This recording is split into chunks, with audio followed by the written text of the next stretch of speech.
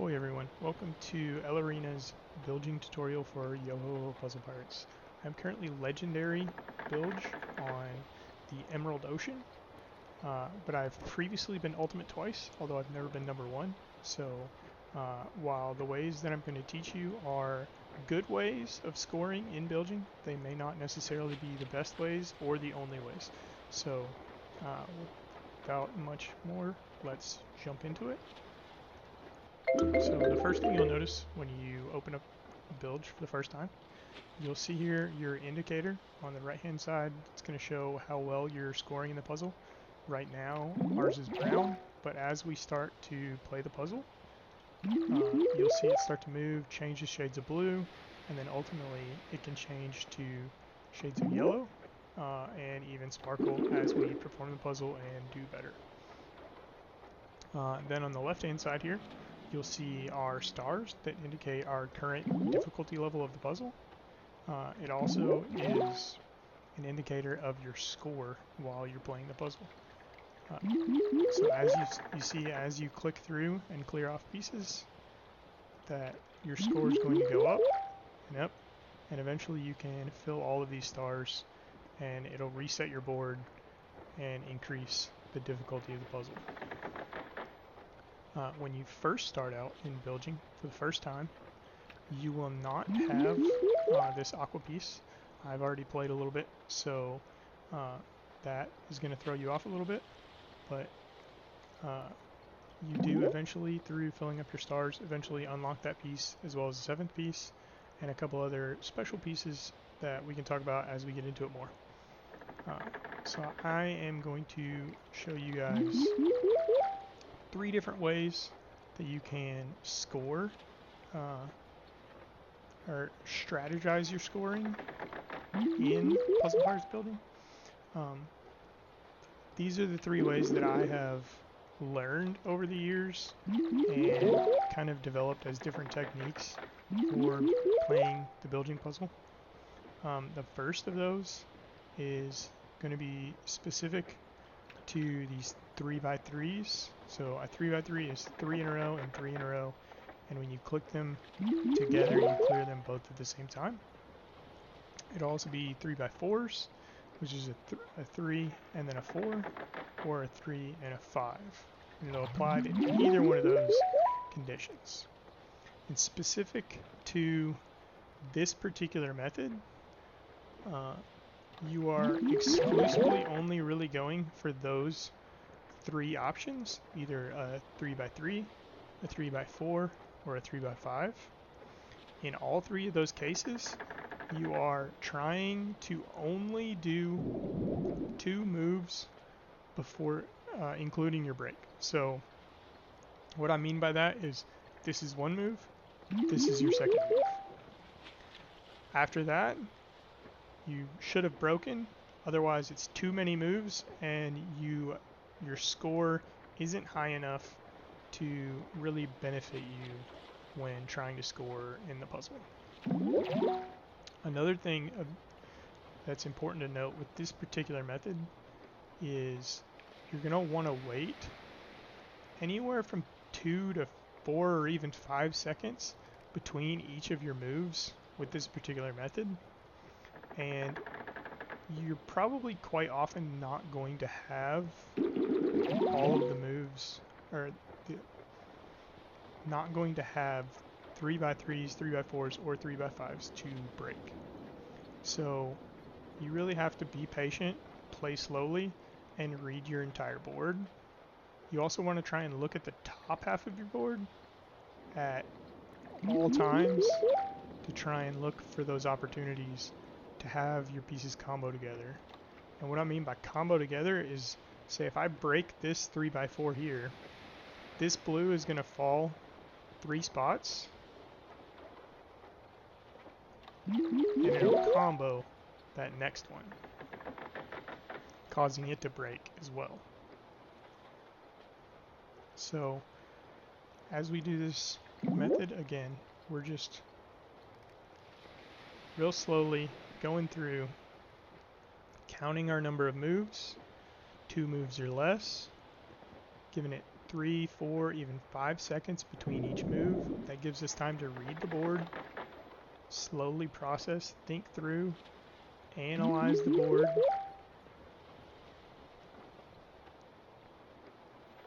But again, this would be 3 moves. I don't want to do that.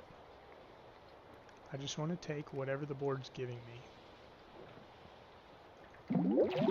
This is by no means the highest scoring method, but this is one of the best ways that I personally find when you're first starting out to learn to read the board, learn to read where individual pieces are going to end up.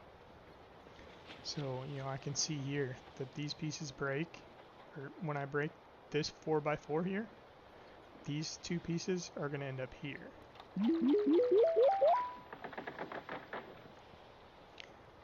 And so it's really just watching the board, taking what the board gives you, playing through it slowly. 2 moves or less. So here's a good opportunity for us to talk about the jellyfish. The jellyfish, when he comes onto the board, he looks like this little guy. When you clear him with any square next to him, he's going to clear out this 9 square block here, so 3 and 3. He will clear out anything around him, whether it's a crab or a jellyfish, doesn't matter, or even another jellyfish, he will clear out everything around him.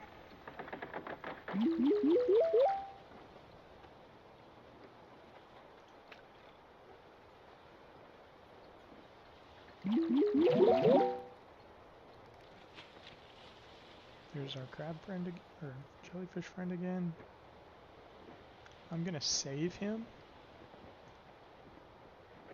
and really just try to look for those opportunities for our 2 move 3x3s. And if I don't get them, I'll just take that single line.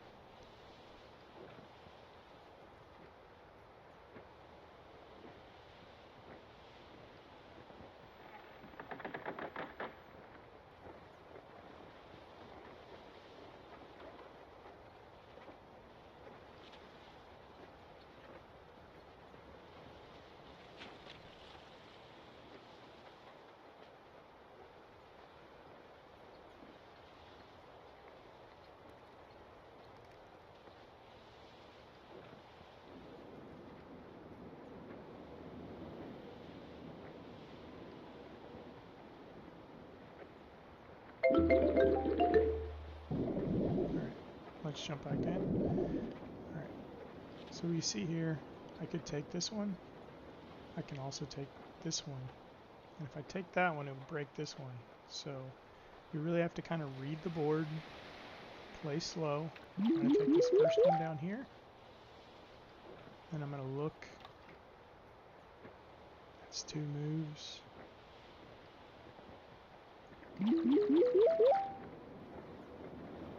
Playing slow.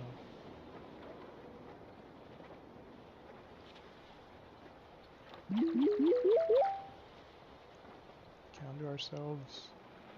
Giving ourselves those couple second wait.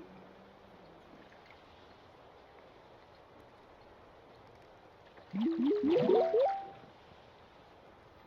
may even notice as I'm giving the couple seconds of wait that my indicator will go up a little bit. The scoring kind of lags as you're going through. You really want to give it time to build. Keep reading the whole board.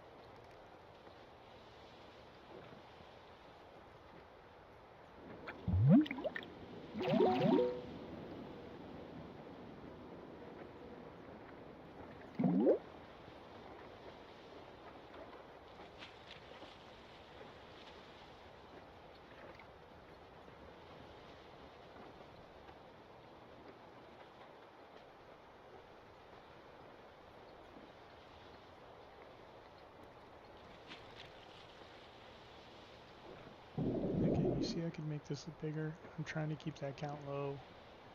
2 moves or less.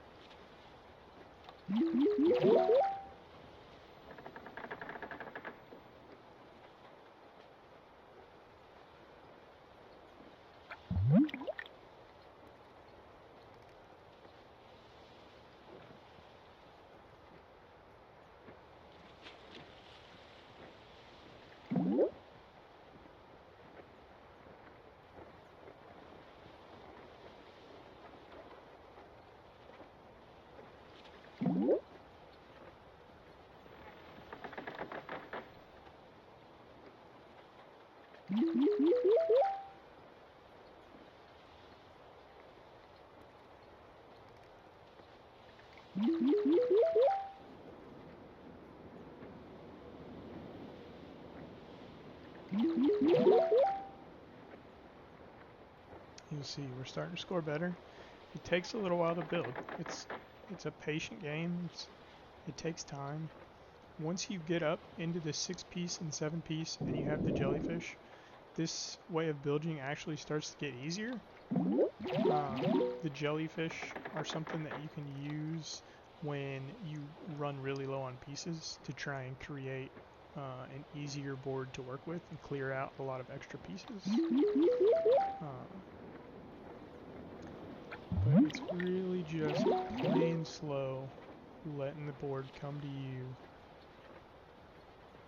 you know, counting those moves and trying to be as efficient as possible.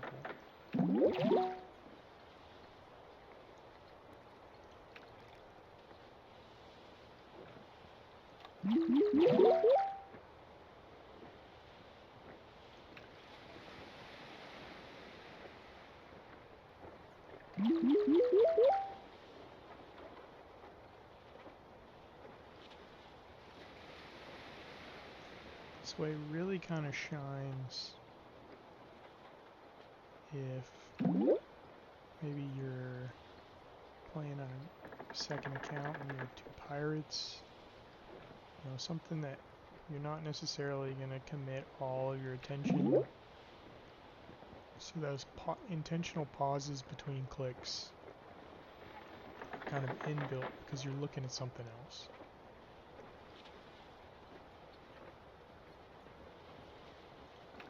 I'm going to use a couple extra moves here just to try and get that jellyfish up a little bit higher, make it a little more effective when I use it.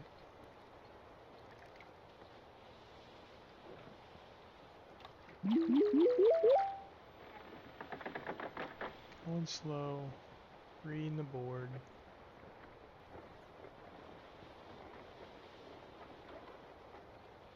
I know I've said it a lot, probably getting a bit annoying with it, but it really is just all about patience.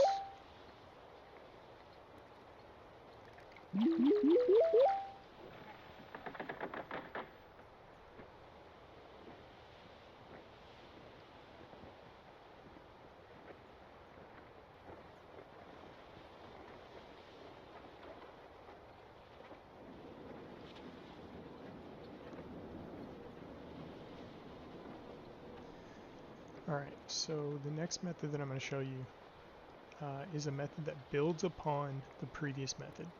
And we start to integrate more bingos and other larger combos.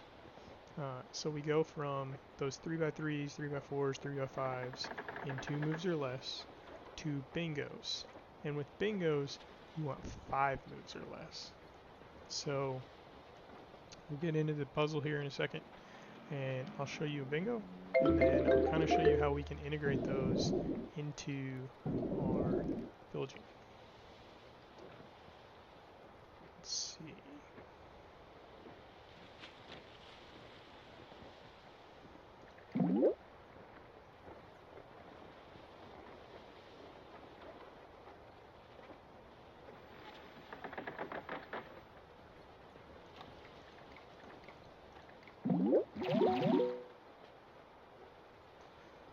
Use some extra moves here, try to build and set up this bingo for us.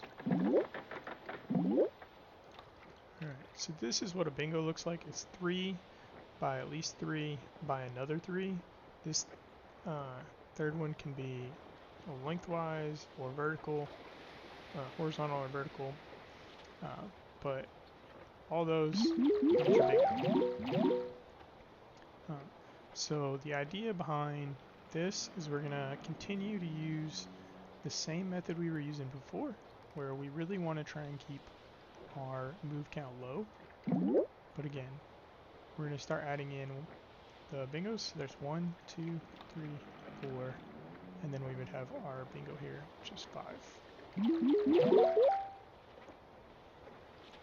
And you'll see bingos count for a much better score. So we'll try and look for the next bingo. 1, 2, 3. Looks like the next one's going to be a little bit more there if I try and go for that one. So I'm going to try and just take what the board's giving me instead. And see here, I've got another one. This one's only 2 moves.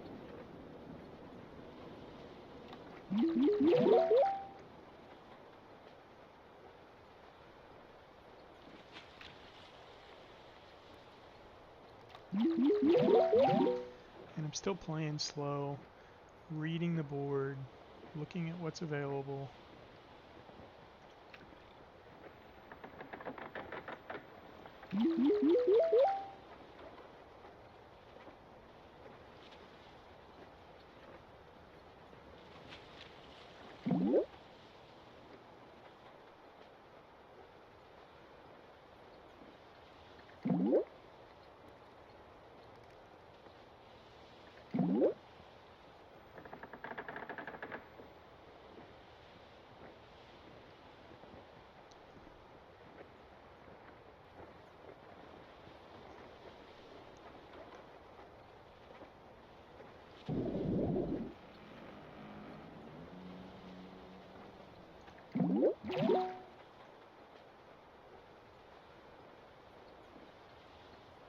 So here's 1, 2, 3, 4.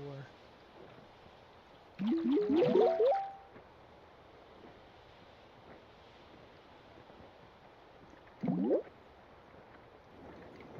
2, 3,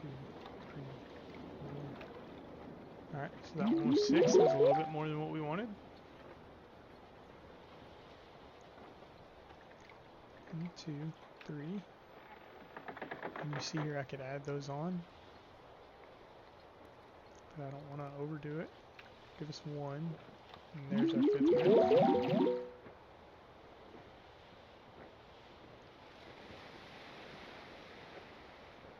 1, 2, 3, 4, 5.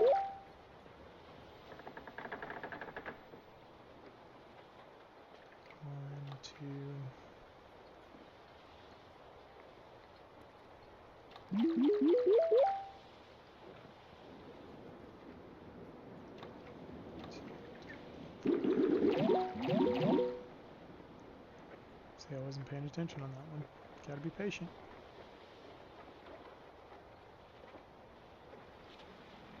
One,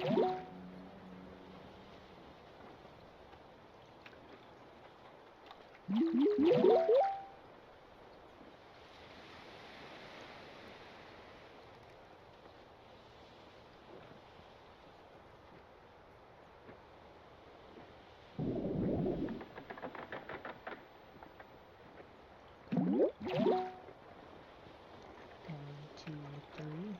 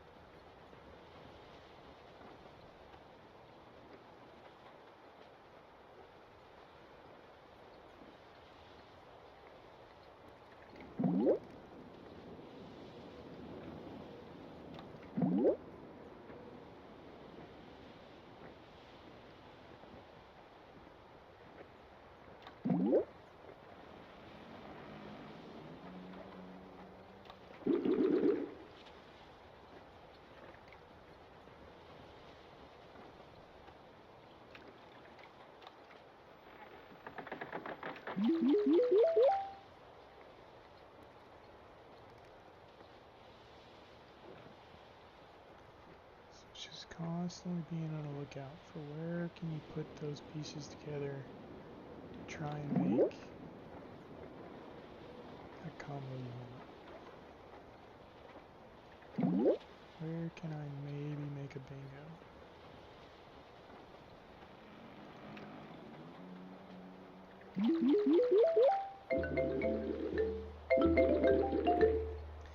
And another thing about this method is when you first start out on a new board after completing your stars or you just joined the puzzle for the first time, one thing you can do that'll really help you get your indicator going is just go ahead and throw a bingo in, but use a couple extra moves.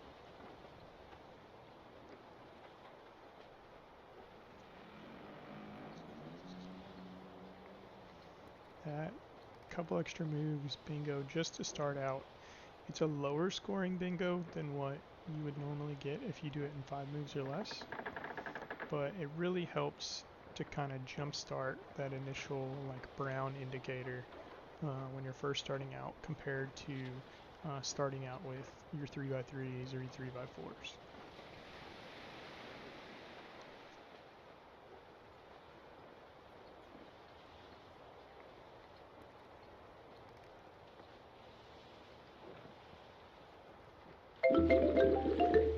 But again, if you're trying to score as high as possible, you really want to stick to that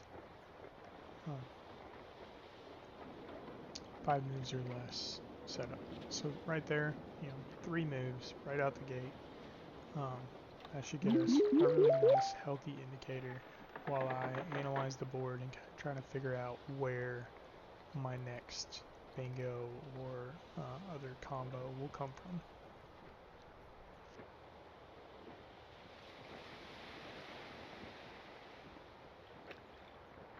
And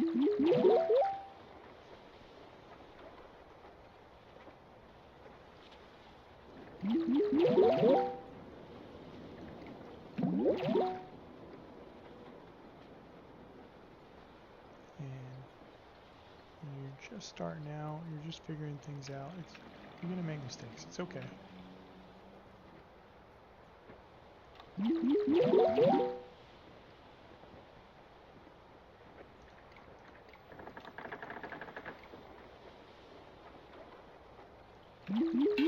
Miscount like I did there, it happens. It's okay. You just kind of keep going.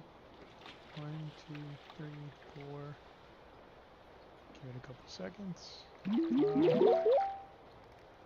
That'll set me up for the next one. 1, 2, 3.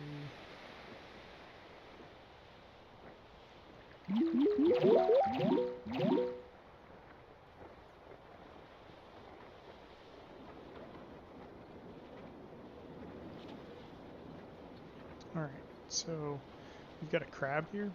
Crab, you cannot move him. The only way to clear a crab is to get him above the water line here. The water line indicates how much water is on board the ship. The bottom 3 lines here will always have water in them. You cannot clear it, and it does not have any negative impact on the ship at all. If the water level starts to rise above this point, it also means you have to get the crab higher up across the board. It also reduces the contribution that sailors make when they're sailing on board the ship.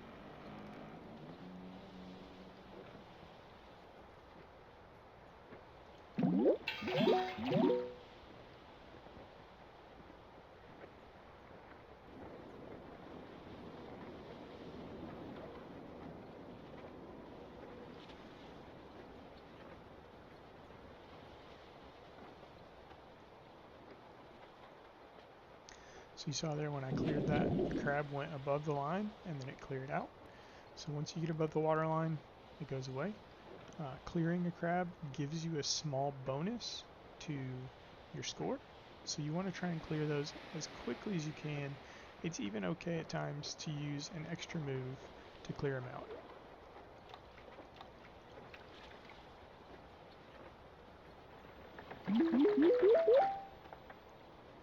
But otherwise, you really want to stick to that same principle that you were working on before with the 3x3s in 2 moves or less, and the bingos in 5 moves or less.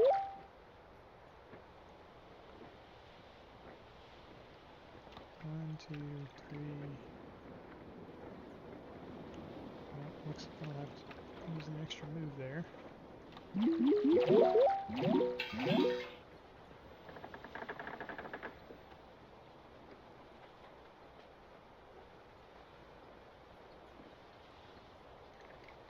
One, two, three, 4, 5. 1, 2, 3, 4.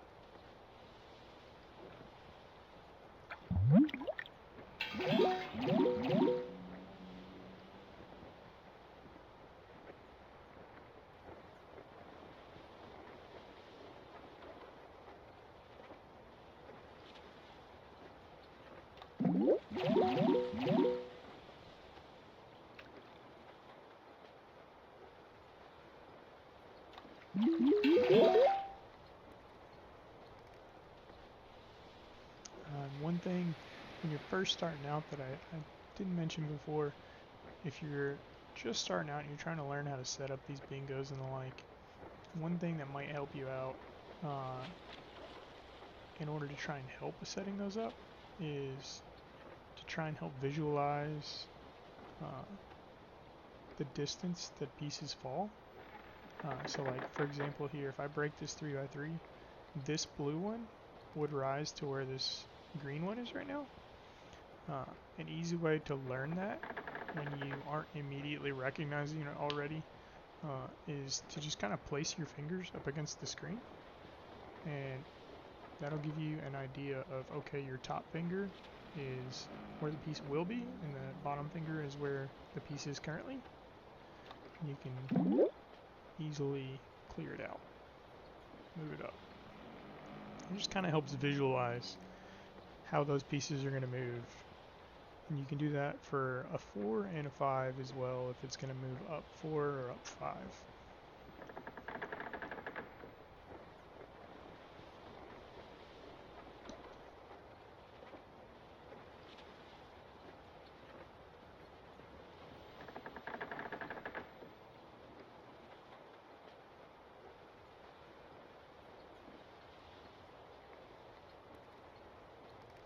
Alright, so the last and final form of bilging that I will show you in terms of how to score is going to be the sea donkeys and Vegases. And that'll start out a lot like the other way as well, where kind of starting out you're going to try and look initially for that bingo, just try and get your board going. It's not looking like there's much available. So kind of brute force one there. And then here's a really great example. So I've got 2 in a row. I've got 3 blues all in this one row here. And I know that if I break that I can move pieces to create a row here for a sea donkey. So a sea donkey is a 3x3 by 3x3, or by a 4, or by a 4. If I were to go ahead and move these pieces around and add another one, this is now a Vegas. And if there was another 5 here as well, it would still be a Vegas, but a higher scoring Vegas. So what you're going to try and do with this particular style is you're going to constantly try and look for opportunities to create more Vegases and sea donkeys. So again, I see here I've got 3 white ones in a row, 2 blue ones. I've got a lot of blue ones down here. If I just quickly move this, I can shift everything around, and boom, I've got another sea donkey.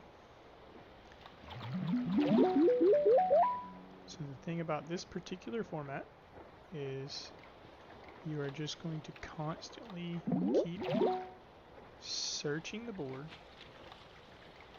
for opportunities to make those sea donkeys and Vegases. And we're not even really counting these at this point anymore.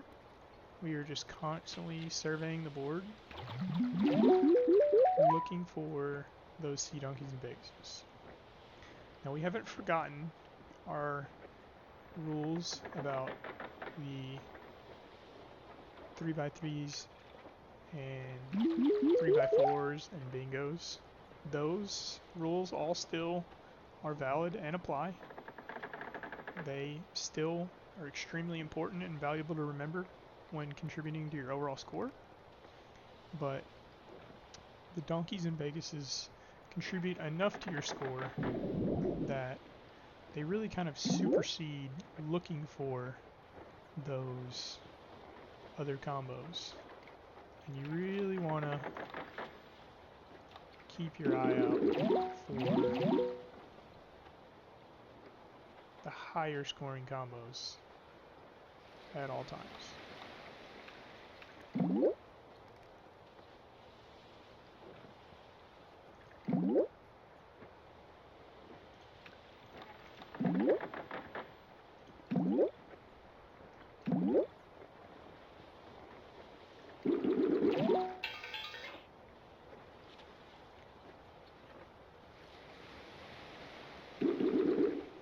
thing to note is with this particular method, the jellyfish kind of become your enemy.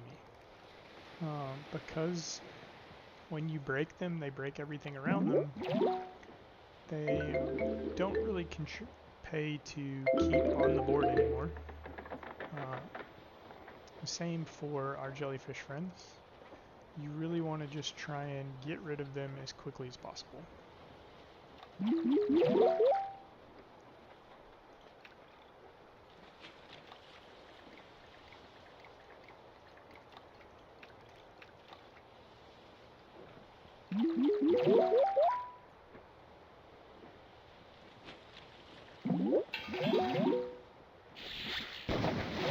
Jellyfish framed.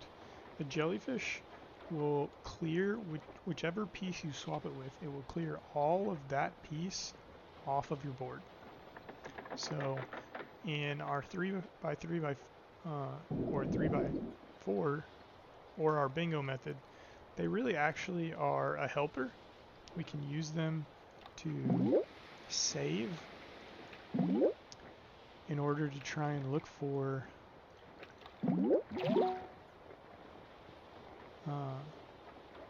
a time when we don't have a lot of moves to set up.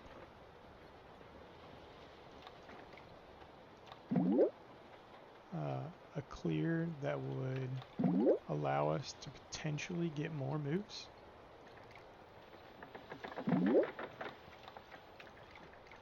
But when you're doing this method, having them take up space, blocking you from really building the combos that you want to build, prevents you from scoring the way you would like.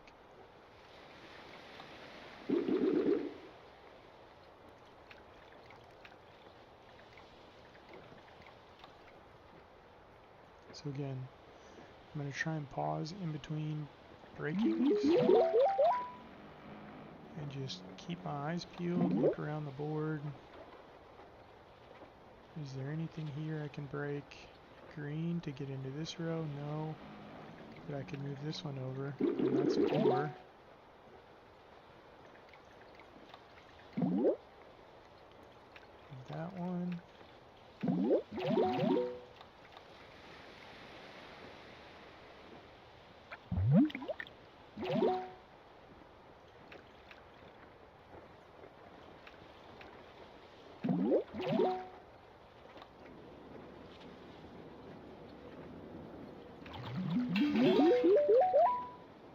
And this is what I mean, the jellyfish kind of starts getting in the way, because I want to put a green here. I can't clear him though, because that would be bad. But I can move him up. Another Vegas.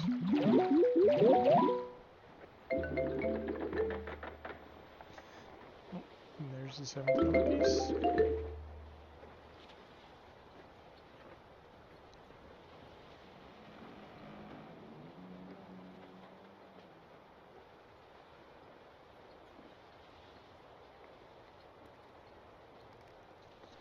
This is just a bug with the timing. We're ported at the island with the Navy right now, but we timed the star reset perfectly with when the ship was arriving at the leap point, so it locked us on the screen. As soon as the ship sails again, it'll clear right up.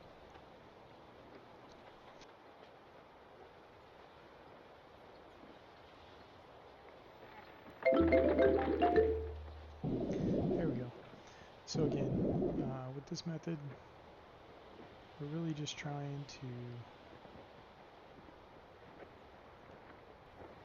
look for anywhere that I can make those sea donkeys, those Vegases. This row here, that's the 3rd one. That would be, okay, so now I've got 4.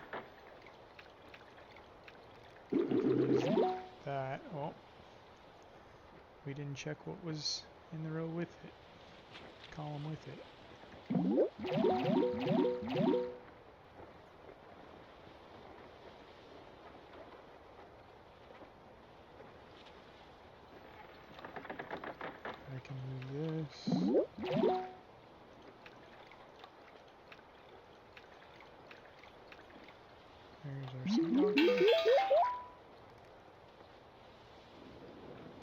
couple seconds for our score to take effect. Clear our crab friend. Clear again. And then I'm looking. Is there anything I can put in this row? Maybe that? What have we got a lot of here? Maybe some blue? Oh,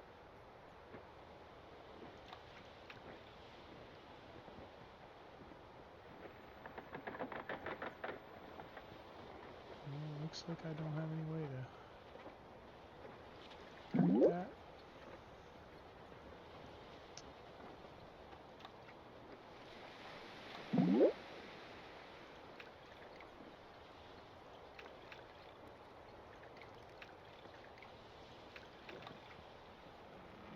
There you go.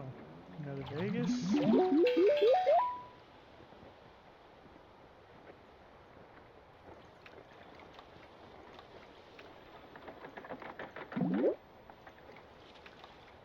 There's a sea donkey.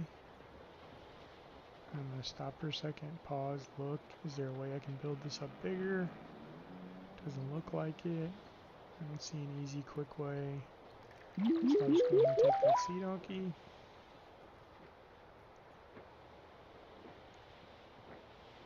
Clear our crab friend.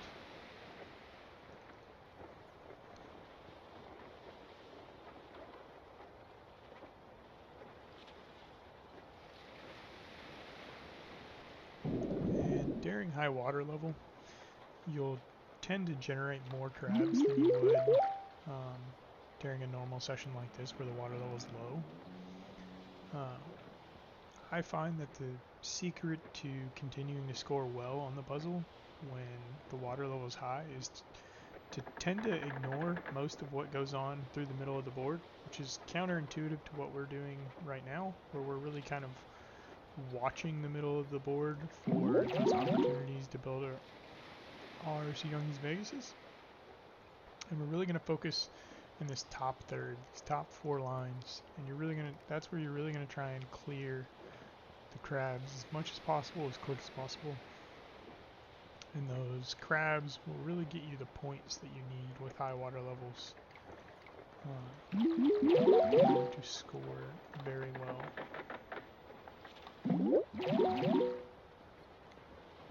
So again, we're just looking for anywhere we can build those Sea Donkeys and Vegases with this method. And then is there any way I can quickly get this to here? Well, if I was to move a break of 3, it would put it here. So no, I don't think I can. So I can't get 5 in a row. I don't have a 4 in a row if I break this, where I can move that up. So we'll take what it's given.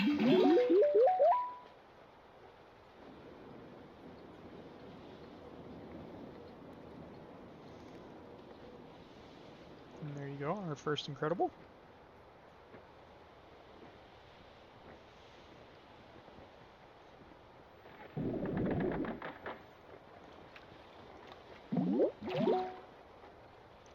One thing to note that you'll want to avoid is you really kind of want to stay away from the water level when it's down here. It can be really hard to build the combos that you want to build because you can't see what's going to be generated come onto the board. So if I wanted to try and get a blue here, it's completely random. I would have to endlessly break up above it to try and hope that the piece I want generates here. Another thing to note is I'm at the very top of this star here, so I've got to be careful about what I try and build. I'm just going to take a quick bingo here, because that should clear it out, and reset our board. If I was to try and set up for a Sea Donkey or a Vegas in that situation, I could have ended up in a spot where the game would have cleared my board before I was ready, and I wouldn't have been able to build the sea donkeys and Vegas that I was trying to work on. So that's another important thing to keep an eye on whenever you're going through. Just try and keep an eye on your stars, see where you're at. If it looks like you're starting to get close to the end of a set of stars, then it might make sense to just take a bingo and go to the next board. Unless you think you can get the Sea Donkey or Vegas built without resetting your stars. Because obviously, the more you go over with your score, the better that's going to make it look as well. So there you go, another incredible. So those are the three main forms of Bilge scoring. Once you're up to kind of the 7-8 star range or the maximum at 9, all three of these building methods, all three are capable of scoring excellence and incredibles. I know when we started out there, I started at 3 stars, and so that 3x3, 3x4 method didn't really seem like it was capable.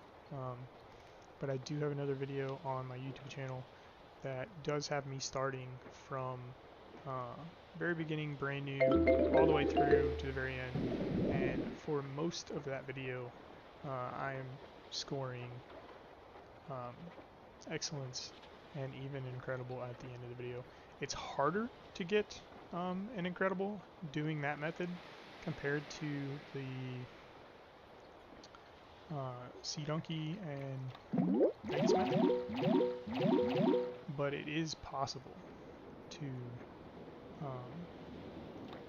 score highly. It just takes a lot more effort than it does doing the Sea Donkey Vegas method. Just the Sea Donkey Vegas method might take a little bit longer for you to train yourself to visualize where those different opportunities are on the board. So you see here I'm starting with the full set of stars.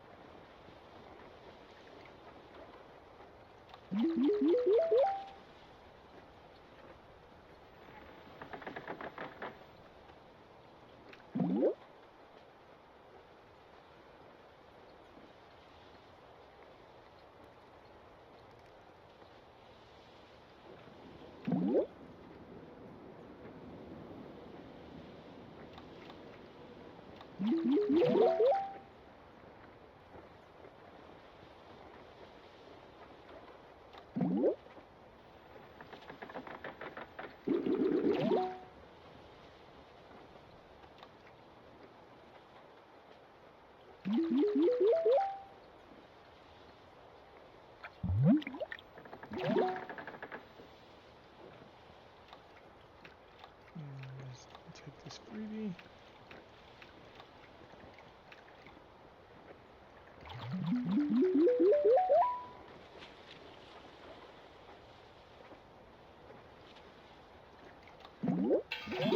Crab friend. Jellyfish. Now there's two different kind of schools of thought when using a jellyfish. I didn't mention that before. But you can either kind of look at the board relative to the jellyfish and say, okay, what's going to clear the least amount, and just kind of drop me back down to only 6 pieces instead of 7.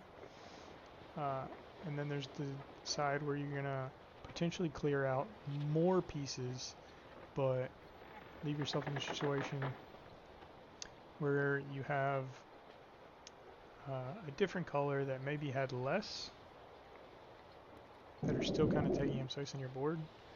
I personally haven't found either one of these methods to really make too much of a difference between the two. So, for example, if I clear out this blue, I'm only going to clear 5. If I clear out the hexagon, then I will clear a lot more and I'll only have a couple of those blues, so it might leave me with more of all the other colors and less. So I may even be down to closer to like 5 pieces. So it could make it easier potentially to try and find those opportunities for the combos that I'm trying to build.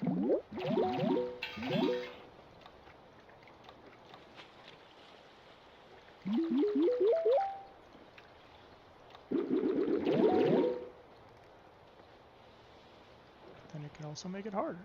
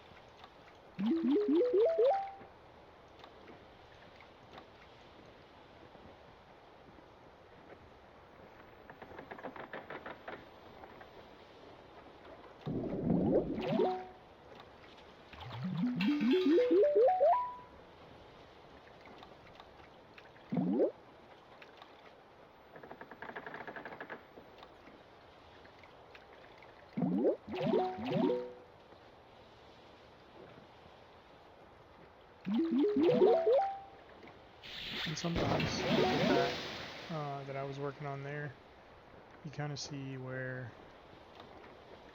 I was pinning myself in a spot, and it was just kind of going back and forth over and over, not really achieving what I was trying to. Sometimes it's better to just cut your losses.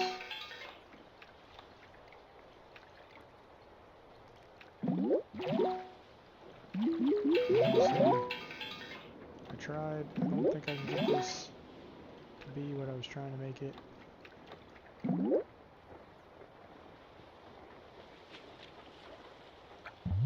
So I'll just, go to the next thing that I'm trying to build it into.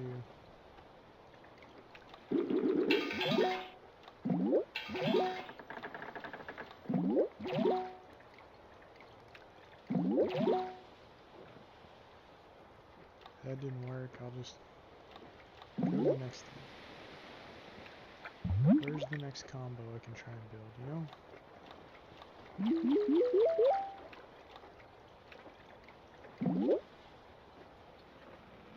Unfortunately, these crabs, I'm not going to be able to... I could try this. It's risky. Yep, see, didn't get us anywhere. Just more to the next. That's a risk of trying to build too low.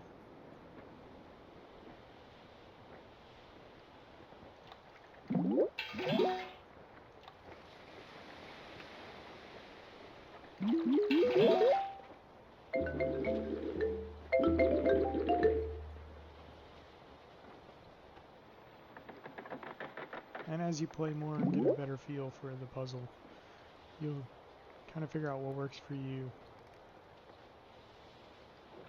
You'll see some boards are just better than others for a different style of scoring.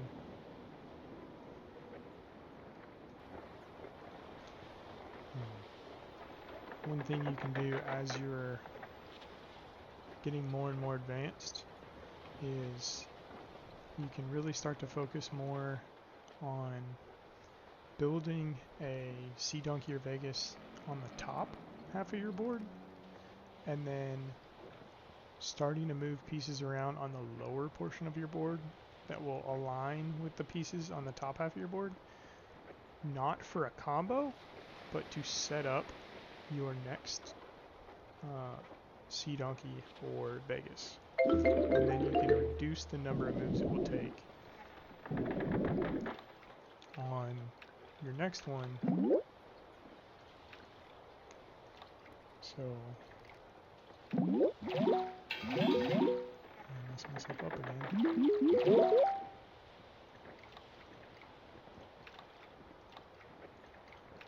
Nope,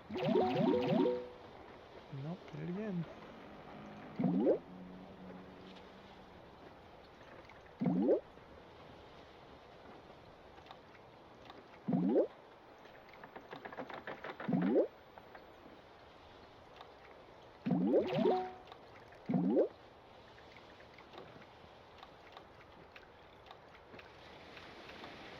So for example, I can see here that there's already 3 yellows in this row, and if I wanted a combo, I can move these yellows over to that row. Otherwise, I can move these whites into that row, and that is going to push them all the way into this row. And that sets me up really nicely for a pretty easy way to quickly set up. Well, if I hadn't messed that up, to quickly set up another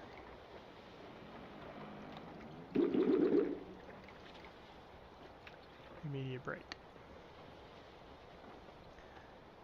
And as you get more advanced, you can just keep looking for opportunities as you break one, to break one into another, into another, into another, just by playing slow, reading the board, being patient, and looking at everything that's going on with each individual board.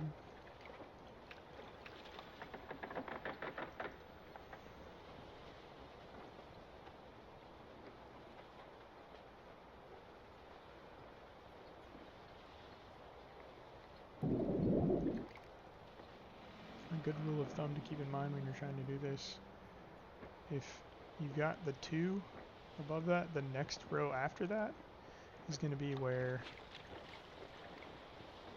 the piece that would move into that row is coming from. So I want to put another yellow here. I'm going to go up 1 to the 3rd row, and that row there is what I want to send to the next row.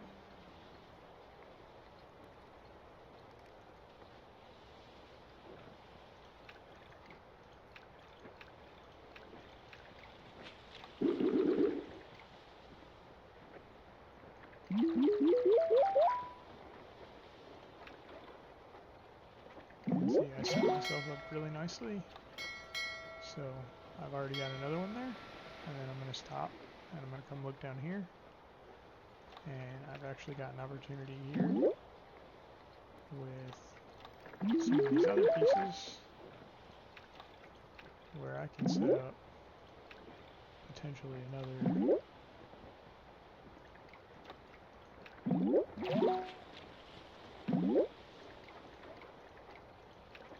So while I've got that sea donkey here, I've got a Vegas here. Now I'm probably not going to be able to clear both these because I wasn't paying attention to my stars. But if I take a Vegas, then I wouldn't have been able to go to the sea donkey next. So that's kind of the progression of moving through scoring and learning to work up in the different skill levels within the Bilging puzzle here in Puzzle Parts. As you can see, you can kind of start off relatively low level with a method that isn't too complex. And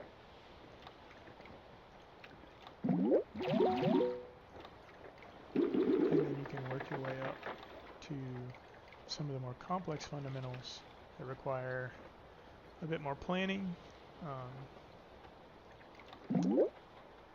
but can be a lot more rewarding as you learn to read the board and plan for your different combos and how they're going to impact the board around them. I hope this has been helpful. If anyone has any questions, please feel free to post them in the comments under the video, and I will do my best to answer them. Again, I am by no means end-all be-all source of information of this. Definitely going to be players that know this a lot better than me. But this should kind of give you a general idea of what might work and what might not, and help you visualize the different combos and the ways of scoring across the Bilging puzzle. And with that, I am going to sit here and just finish out the rest of this, let you guys watch.